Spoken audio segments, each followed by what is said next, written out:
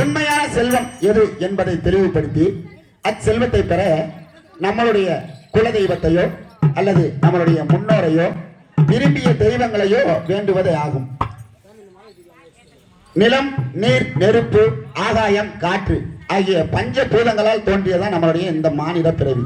இதில் மெய், வாய், கண், மூக்கு, செவி ஆகிய 5 இயந்திரங்கள் தான் நம்மை ஆட்டியிருக்கின்றன.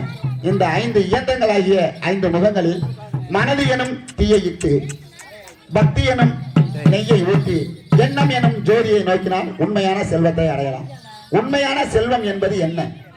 பணமா, புகழா, கீர்த்தியா, பக்தியா, முக்தியா? பணத்தால் புகழும், புகழால் கீர்த்தியும், கீர்த்தியால் பக்தியும், பக்தியால் முக்தியும் அடைய வேண்டும் என்பதே இந்த திருவிளக்கு வழிபாட்டின் நோக்கமாகும். கற்பூரத்தில் ஒளி இருந்தாலும் அதை வெளிப்படுத்த நெருப்பு தேவைப்படுகிறது. அதுபோல நமக்குள் இருக்கும் சக்தியை வெளிப்படுத்த குருவருள் துணை வேணும். குருவருள் இல்லையே திருவருள் இல்லை. குருமகானின் ஆசியோடு திருவிளக்கு வழிபாடு செய்தோமானால் நாம் எண்ணியதை மிக எளிதாக அடையலாம். ஆகவே எல்லோரும் கை ஊப்பி கும்பிட்டுக்கங்க.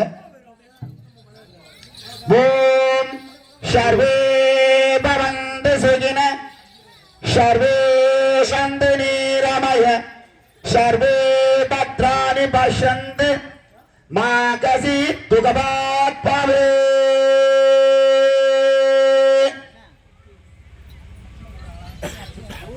ஐந்து கரத்தனை யானை முகத்தினை விளம்பிரை போருகை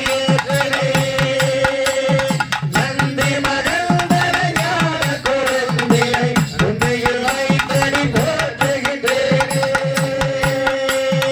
ஐயரனும் நல்வாணி அருகுரவ சங்கரனும் சண்முகனும் நாராயணனும் அம்பிகையும் துர்க்கையும் சர்க்குருவோ